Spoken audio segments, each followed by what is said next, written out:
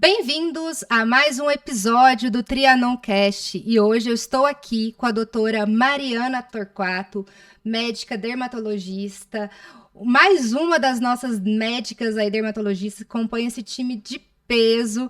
A Mariana fez aí faculdade, né, lá na UFRN, né, na Federal do Rio Grande do Norte e fez, né, aí a sua especialização, a sua residência médica em dermatologia na USP São Paulo, assim como, né, cosmetria. Também. Isso. E a Mariana tá aí, né, no nosso time. Como vocês perceberam, né, como eu sempre falo, né, todos os selos verificados, né, ela é uma parte da nossa equipe que também, né, faz aí um trabalho de excelência, onde a consulta em dermatologia é, né, fundamental, ter todos os detalhes, né, e é aquilo que a gente fala, não dá para fazer as coisas em 5 minutos, né, Mariana? Com certeza. Olá, boa tarde a todos. Boa tarde, bom dia, boa noite, né? Boa A gente noite. não sabe que hora o pessoal tá assistindo. Mas é exatamente isso. Diferente do que muita gente pensa, né? Geralmente os pacientes, eles vão para a consulta do dermatologista, às vezes eles têm uma queixa específica, né? Que é avaliar uma pinta ou acne e tudo, mas é papel nosso, do dermatologista, a gente aproveitar essa consulta para ver o paciente como um todo, até porque a pele é o maior órgão do corpo humano, então a gente tem que despir o paciente mesmo, então olhar cabelo, avaliar as pintas, olhar unha, ver a pele detalhadamente, porque aí a gente às vezes até pode achar alguma coisa que ninguém estava esperando, que o paciente não sabia que tinha, pode achar alguma pinta suspeita, pode até achar alguma lesão que o paciente nem sabia que tinha e que ele não costuma olhar. Então, o nosso papel também é avaliar isso e, claro, a gente vai focar na queixa do paciente, mas tem que dar uma olhada geral em tudo para a saúde também completa do paciente. Então, por isso que é uma consulta longa, demorada, e a gente avalia todos os aspectos também da saúde do paciente, né? Avalia medicações que ele toma, como que tá a saúde dele no geral, de alimentação, porque isso tudo pode estar relacionado com a queixa dele e com a pele como um todo. Isso aí, eu acho que esse é um ponto, né, muito importante. A gente sempre fala aqui, né, que é o ser humano como especialidade, que é justamente, né, a gente não dividir, né, o paciente em 1000 pedacinhos e não ver, né, realmente outras questões que estão por trás muito além da queixa principal. E acho que esse é um grande diferencial aí, né, nosso time, né, ser o que eu acho que faz muita diferença em qualquer tratamento. E aí, aproveitando que você falou, né, que a pele aí é o maior órgão, né, que a gente tem, acho que um tema muito importante, né, falando em pele, que são dúvidas, eu acho, de um modo geral aí, né, que eu acho que, né, o pessoal gostaria de ter algumas respostas, né, então, o ponto o protetor solar é desde a infância que deve ser passado? Sim, a gente recomenda. A recomendação da Sociedade Brasileira de Dermatologia é que a partir dos 6 meses a criança já possa usar protetor solar e já deva, né? Porque os protetores, eles não são recomendados para bebezinhos mais novos, então é orientado mesmo a proteção física, né? Com chapéus, roupa de manga comprida e evitar a exposição direta ao sol. Mas para crianças a partir de 6 meses já é indicada a aplicação, e ainda mais se vai para praia e às vezes entra na água, na piscina, então precisa reaplicar também, até porque a gente mora no Brasil, né, que é um país tropical, então aqui tem radiação o ano inteiro, e essa proteção tem que ser contínua o ano inteiro, então tem que sim, desde criança, a gente já recomenda, criança às vezes já vai para a escola no período da tarde, do meio-dia, então criança mais velha, adolescente, eu já recomendo que já comece a passar protetor solar, pelo menos no rosto, quando vai para a escola, quando vai fazer educação física, para já ir criando esse hábito para quando chegar na vida adulta, ele já tá craque nessa parte, que é diferente da época dos nossos pais, né, que não tinha tanta essa informação, não era tão disseminado o uso do protetor solar ainda, então hoje a gente colhe essas consequências, a gente vê que tem muitos adultos com câncer de pele, com lesões que são provenientes da radiação solar, e a gente conseguindo prevenir isso desde criança já ajuda bastante para serem idosos mais saudáveis.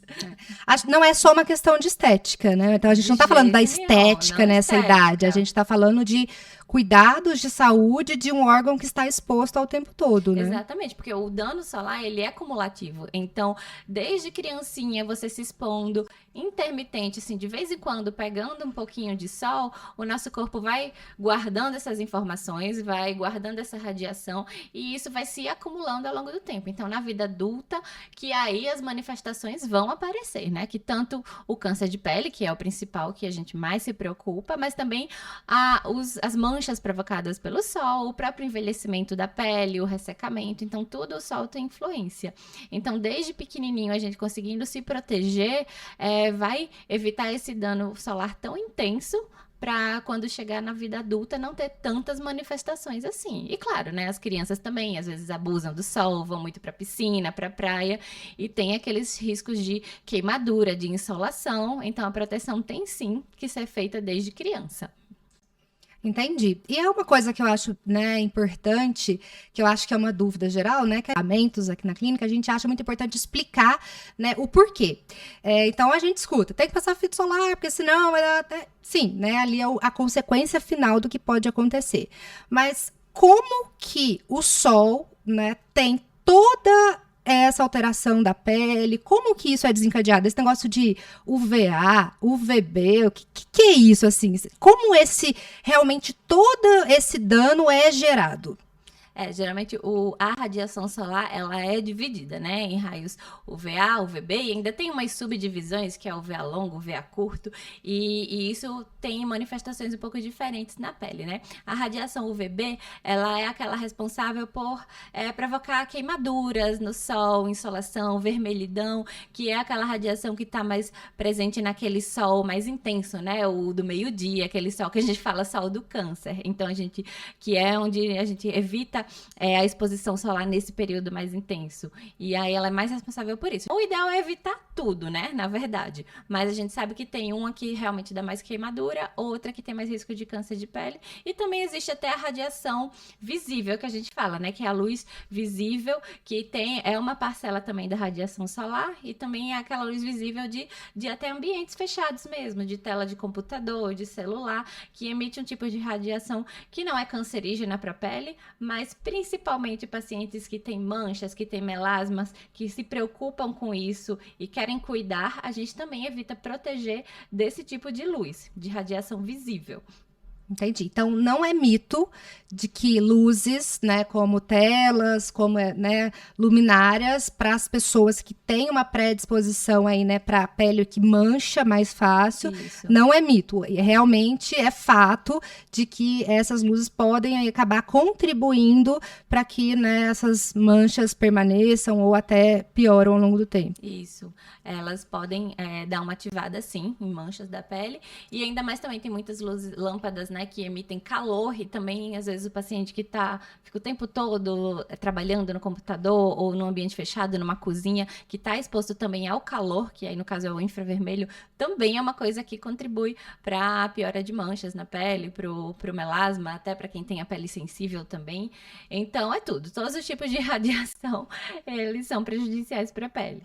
Então, só o calor poderia também, tipo assim, uma pessoa que trabalha dentro de uma cozinha fechada, com o bafo do fogão que vem, já seria ali também prejudicial. Isso, exatamente. Entendi. Uma pessoa como essa, que trabalha ali dentro de uma padaria, vamos dizer assim, então, para ela, se ela falar, não, mas eu não tenho contato com luz nenhuma, dentro lá da padaria, a luz nem é direta, vamos dizer assim. O filtro solar é importante para essa questão do calor do forno? Ele age também em relação a isso? Ele também é importante porque, principalmente falando da questão de mancha, né? Paciente que tem melasma e que sabe que essa exposição ao calor pode piorar. A gente fala muito que o melasma protegido é o melasma coberto. Então, principalmente o protetor solar, que a gente orienta esses que tem cor de base, que protege a mancha, sim, é uma coisa essencial que vai ajudar a não piorar tanto com essa questão do calor. Mas assim, a gente sabe sabe que tem um porém nesses casos que você apontou, pacientes que trabalham com alimentos, né, em padarias, em cozinhas. Geralmente esses pacientes não podem, né, usar maquiagem, nenhum tipo de maquiagem, nenhum creme no rosto, porque eles estão em contato com alimentos e tudo, então é meio que proibido. Eita, e aí, como é que faz? Aí esses pacientes são mais chatinhos. Eu tenho algumas pacientes que até trabalhavam em padaria, em restaurante, e aí não podem cobrir a pele com um protetor com cor. Então a gente acaba orientando usar mesmo o branco, sem cor, e depois, assim, corre atrás, faz o tratamento noturno com os ácidos, com clareadores e associa os procedimentos. Mas tem essa ressalva, assim, que no começo eu até nem sabia disso, mas com a experiência, atendendo os pacientes, eu fui entendendo e eles foram falando que pacientes realmente que trabalham com alimentos não podem usar maquiagem, né? Do mesmo jeito que não pode usar esmalte. Aqui entra no controle de qualidade, Isso. né? Pela e questão aí, da... realmente, a pele, a mancha acaba ficando mais exposta, sim, e acaba tendo um potencial risco de piorar também. E aí, nesse caso, aumentaria também um risco para uma pessoa que tem uma genética, né, de desenvolver um tumor ali de pele? Aumentaria esse risco? Não, em relação mais ao calor em si, a tá trabalhando em cozinha, não tanto porque não tem a radiação solar, né? A ultravioleta. Então, o calor é mais a radiação infravermelha. Seria um risco de manchas, vamos dizer assim. De manchas. Entendi. E esse tema, né, melasma, ele é um tema aí, né, eu não tenho, né, aí dados, né, a gente chegou aqui nessa, então não tenho, né, aí o quão, né, da população sofre, mas eu vejo, né, muito principalmente mulheres, Sim. né, não sei se é isso, né, mas você pode explicar mais pra gente, né, percebo que, né, principalmente, né, aí quando ficam, né, aí gestantes, né, tende a ter aí né, acentuar isso. E pelo que eu vejo também é algo, né, difícil de tratar, porque é um tratamento que não tem uma resposta imediata. E como a gente vive num mundo extremamente imediatista, às vezes as pessoas querem uma resposta imediata e acaba que isso pode até, vamos dizer, entre aspas, vir a piorar, né? Falei certo ou não? Explica aí como que é isso, como é esse tratamento, é um tratamento que tem início, meio e fim, como que funciona? Isso, realmente o melasma ele é bem prevalente, principalmente realmente na população feminina, mas tem muito homem com melasma também, muitos homens que tanto se queixam, vão para consulta por causa de melasma. E é isso mesmo como você falou, o melasma ele não tem uma cura, realmente os pacientes têm uma predisposição genética e a história que eles contam é bem semelhante. Doutora, o melasma apareceu de repente. Eu não tinha essas manchas e de repente elas surgiram. Então é dessa forma. Eu falo que é como ele estivesse ali escondido na espreita, esperando o momento de aparecer. E em algum momento ele aparece. Então pode ser por conta da gestação, por causa do estímulo hormonal. É muito comum isso acontecer. Pode ser por causa de uma viagem, de uma exposição solar mais intenso, depois do verão. Ou às vezes o paciente passou alguma coisa, algum ácido, alguma coisa que irritou demais seu rosto. Então, tudo isso pode ser um fator para fazer o melasma aparecer. Então, ele é bem assim, aparece meio que de repente mesmo.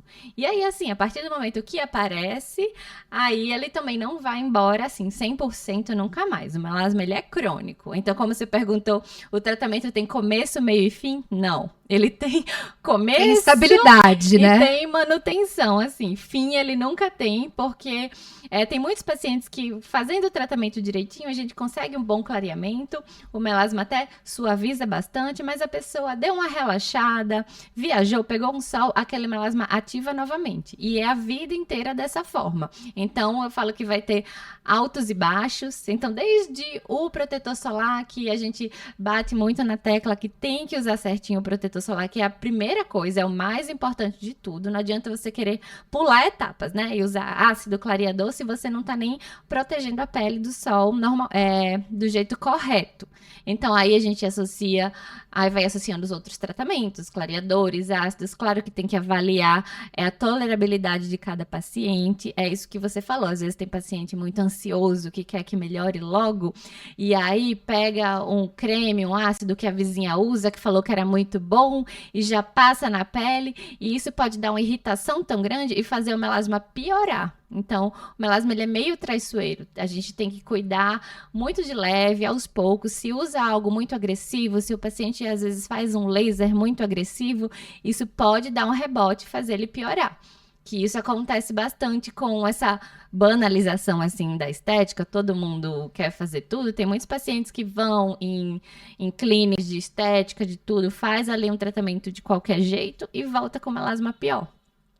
Então, até igual você falou, né, pela questão do Brasil, de ser um país tropical onde a gente tem uma exposição, né, o ano todo, independente de ser inverno, a gente não tem aqueles dias curtos, né? Isso. Então, eu acho que a gente acaba sendo uma população que sempre aparece essa queixinha aí no final da consulta, né? Quando você está avaliando, você vê que a pessoa, né, acaba tendo, né, principalmente a população feminina. Então, é algo muito prevalente, não? Sim, bastante, muito prevalente. Tem, às vezes, um melasma que está muito, muito no comecinho, o paciente ainda nem percebeu, mas aí eu já gosto até de mostrar, de falar, ó, você tem um melasma aqui começando, já vamos tratar, porque também quanto antes, no comecinho, a gente começa a agir de alguma forma, já tem um resultado melhor.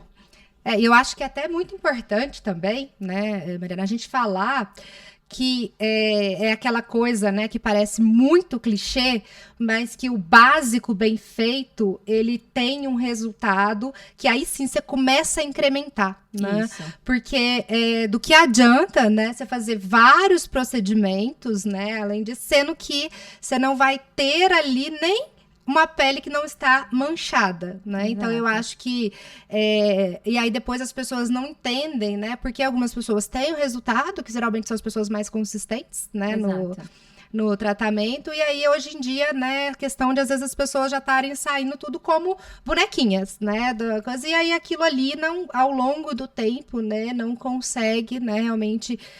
vamos dizer, permanecer, né? Exatamente. Então, qual que é a sua opinião sobre isso? Como que você vê um pouco disso? Exatamente, você falou a palavra certa, consistência, porque o melasma, ele é isso, o tratamento, eu falo, é contínuo. Claro que vai ter dias na vida que a gente vai estar com preguiça, vai acordar, não vai querer passar o protetor solar, e isso é esperado, isso é uma coisa completamente tranquila. Eu falo também muito para os pacientes, você também não vai deixar de viver, né?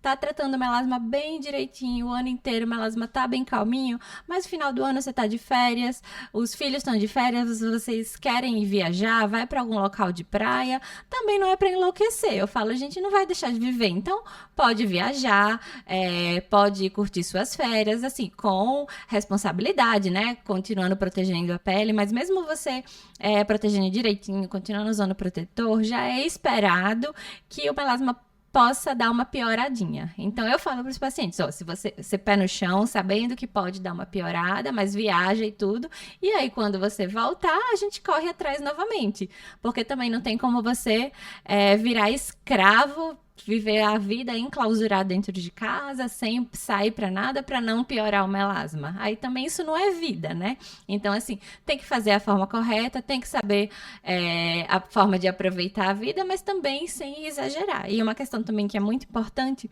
que tem muitos pacientes, assim, que são regradinhos, mas elas acham que só protegendo bem o rosto, passando protetor solar, às vezes tem até umas pacientes que colocam a canga assim no rosto e fica lá deitada na cadeira pegando sol para bronzear o corpo e acha que tá tudo bem. E não tá, porque essa radiação que a gente recebe no nosso corpo, isso também vai estimular a produção de pigmento no rosto. Então não adianta você proteger o rosto e querer pegar sol no resto do corpo, que o melasma vai piorar igual.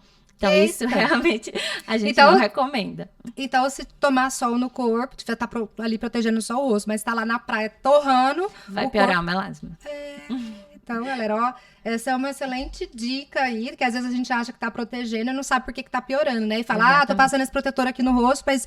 e o resto, sendo que você tá tendo uma exposição direta, né? Exatamente. Isso eu acho bem importante, né?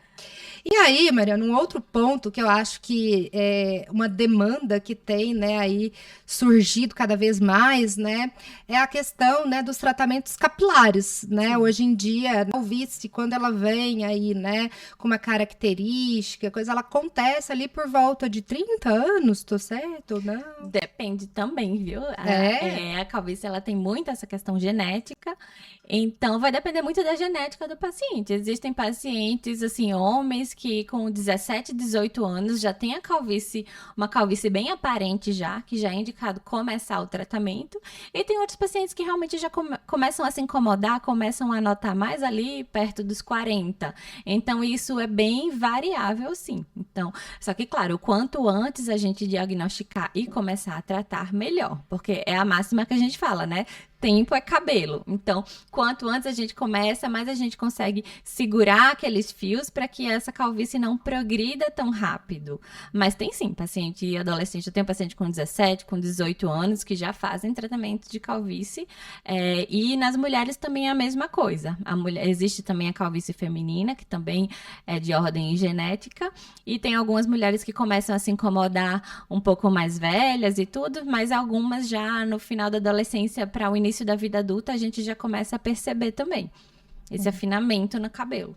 Entendi. E esses tratamentos, que eu acho que isso é uma grande questão, é a questão da expectativa, né, que a pessoa tem, né, em relação a sempre que vai fazer qualquer tratamento, né?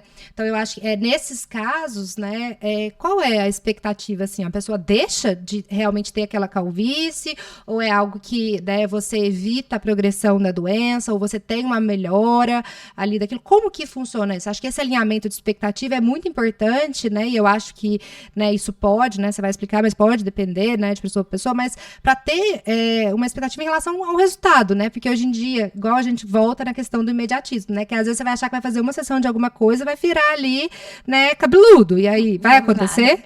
É exatamente isso, tem pacientes bastante ansiosos, mas igual o melasma que a gente comentou, a calvície também ela é crônica, tá, porque como tem essa relação da genética, com o paciente tem essa predisposição, então a genética dele não vai mudar, então a calvície ela é crônica, e eu sempre falo, o tratamento é para o resto da vida. Muito paciente pergunta, doutora, eu vou tratar por quanto tempo? Não tem por quanto tempo, é ir tratando para o resto da vida e a expectativa tem que alinhar bem com o paciente, porque dependendo do grau, né, se a pessoa tá com uma calvície inicial, que tem um leve afinamento, mas que não tá uma coisa tão exacerbada e a gente começa a agir logo rápido, fazer o tratamento clínico de casa, às vezes associando aos procedimentos, a gente já consegue ganhar um pouco de densidade, tá? A gente nunca consegue reverter 100%, mas a gente tem um ganho, sim, de densidade. Mas eu sempre falo para os pacientes, né, que o principal objetivo do tratamento da calvície é segurar um pouco essa progressão, porque a calvície, ela é progressiva. Então, se você não trata, daqui a 10 anos ela vai estar pior, daqui a 20 anos vai estar pior ainda. Então, com o tratamento, a gente consegue segurar essa progressão. E eu vou realmente voltar para todo o cabelo que eu tinha antes? Aí não vai. Eu falo que geralmente assim, quando você começa o tratamento, você recupera um pouco, uns 30% dos fios que você já perdeu, você ganha realmente um pouco de densidade, mas o principal é não piorar. Então, se você tá fazendo tratamento clínico e de um ano para o outro você achou que não melhorou, mas só de não ter piorado, isso já é um ganho, porque se não estivesse fazendo nada, poderia piorar. Entendi. E a pessoa que faz, né, um implante capilar, hoje em dia, né, é uma técnica que está bem mais... antes era raro você ver pessoas, né, as pessoas iam para fora, mas hoje a gente sabe, né, que a gente tem excelentes profissionais com resultado. Óbvio que aqui vale um parênteses muito grande. Cuidado com suas escolhas de profissional, mas retomando, né, a pessoa, né, quando faz um implante, ela tem que continuar tratando ou ela não vai ser careca mais e tá tudo bem? Tem, sim, tem que continuar tratando. Tanto até paciente que pensa em fazer um implante capilar, a gente sempre orienta que comece a fazer o tratamento clínico antes, com as medicações mesmo em casa, porque você começando com o tratamento, você consegue ganhar mais densidade de fios, tanto na área doadora como na área receptora. Então, você vai ter mais possibilidade de fios na área doadora para ter mais fios para doar. E aí, isso melhora o resultado do transplante.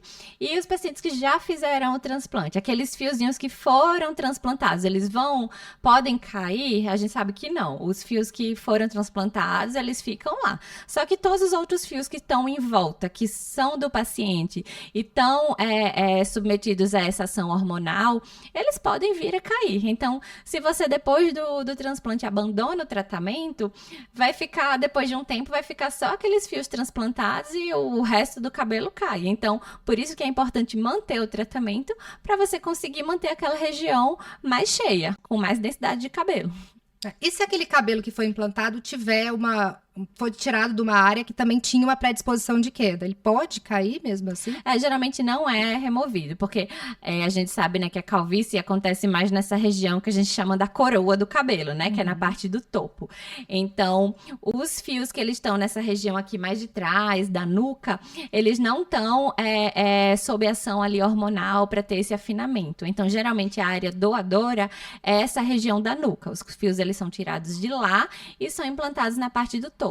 E aí, geralmente, esses fios, eles não sofrem essa influência hormonal para vir a cair posteriormente. Entendi. Mas, por exemplo, se for uma pessoa que tem, né, que eu acho que essa é uma dúvida bem comum, né? Se for uma pessoa que tem a genética de que vai ficar sem nenhum fio de cabelo na cabeça, aí nesse caso, você teria essa consequência. Isso. E assim, tem muitos pacientes também que fazem várias partes de implante, né? Tem paciente que faz uma primeira sessão do implante capilar e aí depois de um tempo faz mais uma segunda sessão. Então, tem pacientes que realmente precisa de uma quantidade maior de fios implantados para poder cobrir aquela área. Então, hoje em dia, sim, tem jeito para tudo. Existe implante também de tirar pelos do corpo, existe implante de tirar pelos da barba, para poder cobrir aquela região que o paciente deseja. O que a gente fala, tá evoluindo, né? Isso. Mas junto com a evolução, a gente tem que ter todo o cuidado e é por isso que a gente está aqui, para passar todas essas informações, né, realmente baseadas em evidências que para vocês terem cuidado, porque hoje em dia, né, é o que a gente já abordou aqui em vários episódios, muitas pessoas, né, fazem os procedimentos, mas elas sabem só fazer, aí a hora que dá uma complicação, ou as coisas não saem como, né, ali o esperado, que pode acontecer com qualquer profissional, a pessoa não consegue manejar, né, e acho que esse é um grande ponto. E aí acaba caindo, né, a bomba, né? Porque conversando aqui, né, Mariana, eu percebo, né, não sei se você, né, tem aí, né, a mesma percepção do que eu, que talvez, né, o grande ponto da dermatologia, né, foi até agora que eu tive esse insight, que a dermatologia, ela acabou virando algo muito relacionada à estética, que tem gente que eu acho que nem, né, vamos dizer, conhece a dermatologia raiz, que é isso aqui que a gente está falando de doenças, mas porque as doenças que são tratadas pelo dermatologista, de um modo geral, têm um impacto na estética, né? Então, quando a gente está falando do melasma, a gente está falando de uma doença crônica, igual você falou. Quando a gente está falando da calvície, a gente está falando de uma doença crônica. Então, se eu estou te falando de uma unha, né, que tem um fungo, é algo que também vai demandar um cuidado a longo prazo. Então, se eu estou falando de uma dermatite seborreica, é algo que algo crônico também, e que tudo isso tem uma relação direta aí, né, com autoestima, com aparência. Então, eu acho que muito da dermatologia, né, o quadro é justamente trazer soluções, né, para as doenças, só que aí eu acho que isso foi ganhando uma proporção onde, né, muitas outras áreas e muitas outras profissões, e acho que é aí que existe, né, uma coisa que é aí bem um perigo aí, né, porque é muito importante entender que às vezes a raiz está muito distante da consequência. E se a pessoa está vendo só aquela parte, então quando, né, você está tratando as manchinhas sem entender todo o contexto por trás e só fazendo algo, sei lá, um super laser, um super microagulhamento sem todas as orientações ali daquele órgão, isso pode ser um risco, né? Então eu acho que a estética vem, daí eu não sei, né, até te perguntar, assim, o quão né, existe essa relação, se você percebe um pouco disso também, e se você vê que esse caminho foi esse, se você vê esses receios, né, aí ao longo, né, do tempo também, quando você atende pacientes, né, de que, putz, perdeu tempo de tratamento, porque tempo hoje, quase em todas as áreas, é tudo, né? Exato. Mas isso é o que acontece bastante, porque eu sempre falo que na dermatologia, a primeira coisa de tudo é você dar diagnóstico, você avaliar a pele do paciente, dar diagnóstico de pele, para poder então instituir um tratamento. E aí, como você falou, dessa banalização, tem muitas áreas que estão colocando a mão, então tem esteticista, tem dentista, nada contra essas profissões, eu acho que cada uma tem o seu lugar, cada uma tem a sua função, mas estão misturando demais as coisas, então a gente vê que tem dentista, tem esteticista, tem fisioterapeuta que às vezes tá querendo tratar acne, tá tratando melasma, mas é isso, às vezes não dá diagnóstico. Tem pacientes, por exemplo, que tem melasma, mas também ao mesmo tempo tem uma rosácea, tem a pele extremamente sensível. Então, tem muitos pacientes que vai numa clínica de estética, você tem mancha, pronto, faz esse laser aqui, porque a pessoa não sabe avaliar a pele, não sabe indicar e muito menos contraindicar um procedimento. Então, a nossa função é essa, é saber o que a pessoa pode fazer, o que a pessoa não pode. E isso que você falou, por exemplo, o paciente de melasma, às vezes ele está com alguma alteração hormonal e isso pode estar fazendo a mancha piorar. Às vezes até ele está no momento de um estresse emocional muito grande, que isso também impacta na piora do melasma, ele não está cuidando bem. Então, não adianta de nada você só enxugar gelo. Você vai lá, faz um laser de qualquer jeito no esteticista e não trata realmente todo o restante da saúde, toda a causa, vê essas alterações hormonais para tudo isso ajudar a controlar também. Então é muito isso que acontece hoje em dia. E além de tudo isso, acho que existe também, né, um excesso de informação, né? Aí vamos dizer, informações não controladas em redes que acabam, né, disseminando muitas coisas que, né, vários, né, influencers acabam fazendo e que não necessariamente aquilo funciona e na verdade pode ser pior, né? E aí eu acho que vai também, né, virando uma bola de neve, ainda mais que todo mundo quer um resultado, alguém fala que teve, às vezes nem usou aquilo, tá, gente? Mas fala que teve. E aí você fica esperando, né, aquilo. E aí você, além de, às vezes, estar tendo um prejuízo financeiro, pode vir a ter outros problemas. E eu sempre ressalto aqui, né, que a formação, né, então, por exemplo, né, a Mariana, dermatologista, né? Então ela fez aí, né, 6 anos, né, de medicina, mais 3 anos de dermatologia, mais 1 ano de cosmética. Então a gente está falando de uma formação, e mais 1 ano de cabelo. Então a gente está falando de uma formação de 11 anos.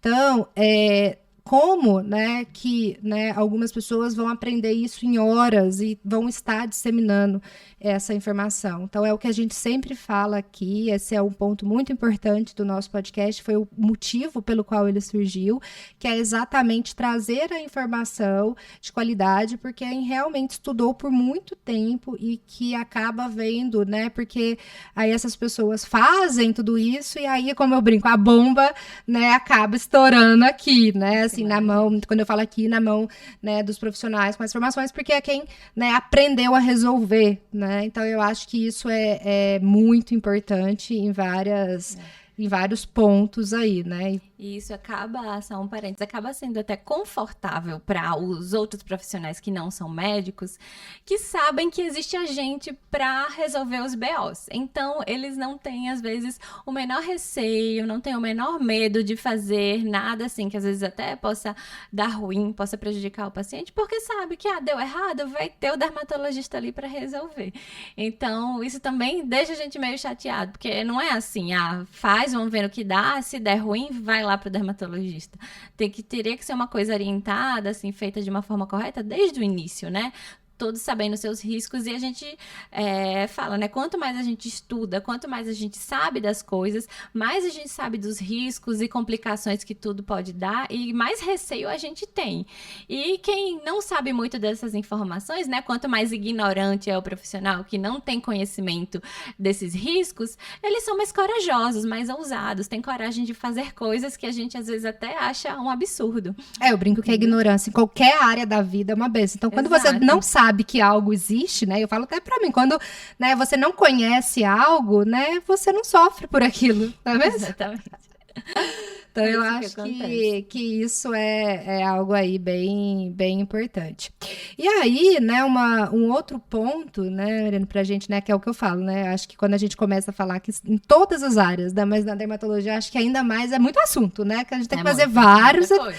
vários episódios, né, mas, aproveitando que a gente tá falando dessa, né, desse podcast mais em relação às doenças e cuidados, né, uma polêmica muito grande, aí, né, não é tão grande, mas assim, né, que hoje, né, a gente até tava aqui entre médicos e brincando, né, é que dermatologista não gosta muito de banho, né?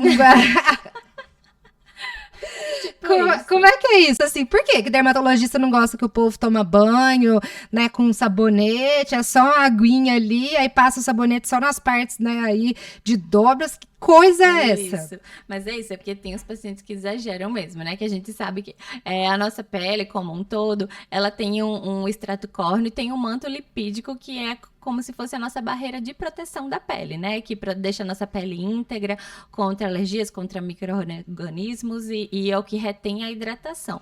Então, se a gente estraga muito a nossa pele, né? Toma banho em excesso. E o banho nunca é aquele banho tranquilo, rapidinho. Sempre é aquele banho super demorado, super quente, com bucha, esfregando. Então, isso, de forma excessiva, vai tirando muito essa camada de proteção da pele, vai degradando esse nosso manto lipídico. Então, a nossa pele fica muito mais ressecada e muito mais sensível. E aí, tem mais chance de ter alergias, de ter irritações, de ter dermatites. Então, principalmente aqueles pacientes que têm a pele extremamente seca, que já tem uma certa dermatite, tem dermatite atópica ou tendência a alergias, a gente realmente restringe um pouco. Claro que no momento de a pessoa está muito calor, transpirando e tudo, pode tomar mais banhos, mas aí a gente orienta tanto a temperatura da água, que seja o menos quente possível, que o banho seja o mais rápido possível. Eu falo muito para os pacientes, deixa para cantar, para pensar na vida fora do chuveiro. Porque às vezes a pessoa se empolga lá e fica horas. E a gente orienta também o uso de sabonete, esses sabonetes antibacterianos também, que a pessoa acaba usando em excesso e esfregando a pele, também acaba modificando, né, o microbioma da pele, e isso também deixa a pele mais sensível. Então, assim, tendo certos cuidados, não tem problema, mas a gente sabe que a nossa pele precisa manter essa barreira de proteção íntegra. E aí a gente consegue também repor isso com os hidratantes, que aí muita gente também tem preguiça de usar, não gosta. Por isso que, evitando exageros no banho, a gente evita também de estragar muito a pele, né? Entendi. Acho que, né, na verdade, para qualquer coisa, né, na vida, né, eu brinco, né, até tudo em excesso ou tudo muito pouco é, É né, ruim. bem, bem ruim. Acho que entra na verdade aí, né? Assim, não é que é proibido, né? Exato, pelo amor de Deus. Claro que não. Mas em excesso pode, É. né, prejudicar. Bom, né, ó, pessoal, a gente, né, vai encerrar o nosso podcast aqui. Muito obrigada, Mariana, pela sua presença. Mandem perguntas, né, sobre todas as áreas que vocês têm, dúvidas que a gente vai chamando o pessoal, né? O nosso objetivo é sempre informar. Isso, muito obrigada pela oportunidade e até as próximas, então.